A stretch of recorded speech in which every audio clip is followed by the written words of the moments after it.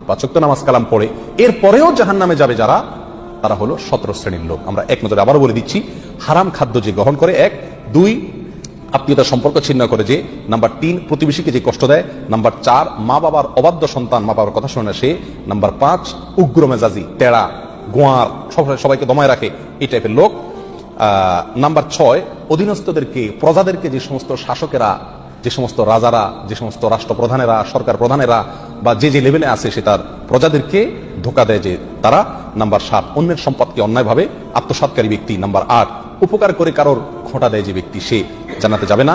Number 9 চগলখোর ব্যক্তি জান্নাতে যাবে না, মানুষের পিছনে কথা লাগাই বেড়ায় একজনের আরেকজনের কাছে। নাম্বার 10 অন্যকে নিজের পিতা হিসাবে, নিজের বাবাকে না বলে, পরিচয় না দিয়ে অন্যকে নিজের বাবা হিসাবে, পিতা হিসাবে পরিচয় দেয় যে ব্যক্তি, সে।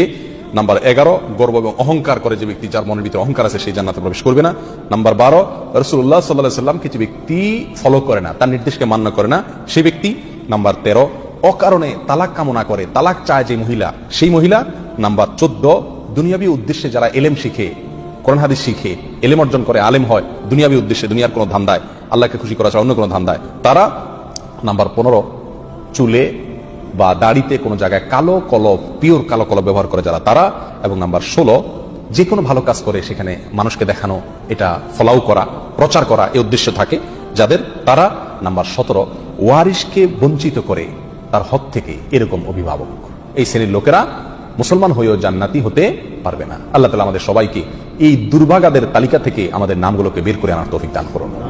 চেষ্টা করব এই 17 শ্রেণীর কোনোটিতে যাতে আমার নাম না থাকে, এটাকে টাঙায় রাখবো, ঝুলায় রাখবো লিস্টটাকে, এবং আমার ভেতরের কোনো পয়েন্ট আছে কিনা সেটা দেখে যাচাই করে সেখান থেকে নিজেকে বের করে আনবো ইনশাআল্লাহ। এরপরে আল্লাহ সুবহানাহু ওয়া তাআলার কাছে জান্নাত চাইতে পারবো, আশা করতে পারবো জোরালো ভাবে।